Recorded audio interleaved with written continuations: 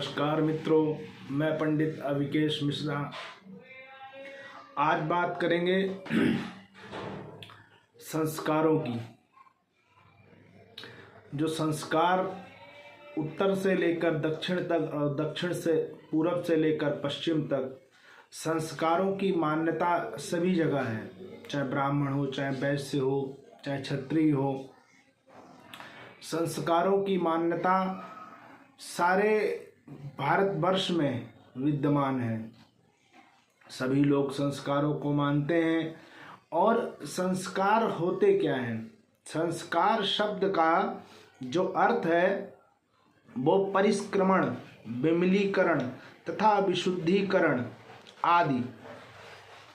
जिस प्रकार से मलिन वस्त्र, जो गंदा कपड़ा होता है, उसको धो करके इस्तेमाल कर लेते हैं, जिस प्रकार से स्वर्ण में जो मल होता है, जो गंदगी होती है, उसको जला करके भस्म किया जाता है और पुनः आभूषण बना करके उसका इस्तेमाल किया जाता है।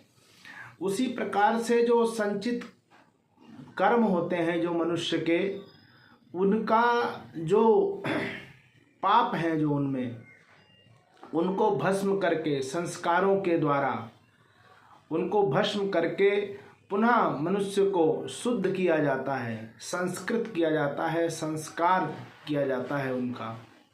जिस प्रकार से गर्भ में आने से लेकर, गर्भ में प्रवेश करने से लेकर के और बूढ़े हो जाने पर अंत्यकर्म तक सभी जो संस्कारों के माध्यम से होता है।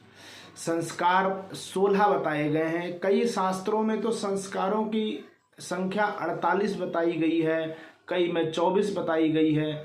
जिनकी विशेष मान्यता है उन संस्कारों को की संख्या 16 है। 16 संस्कार जो है वो प्रचलन में बहुतायत में है।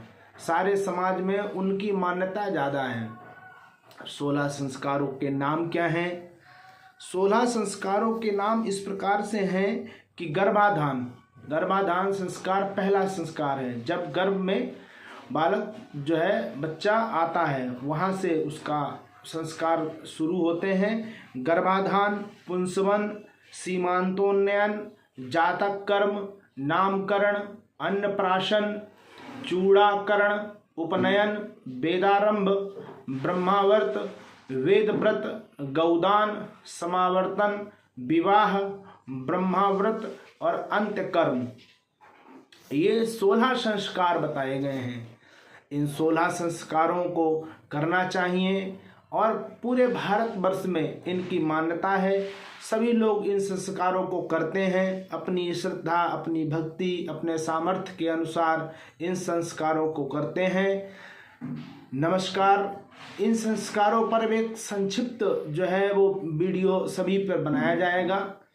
उसमें इन संस्कारों की महत्ता, इनका विधि, इनका विधान बताया जाएगा। नमस्कार मित्रों, राधे राधे।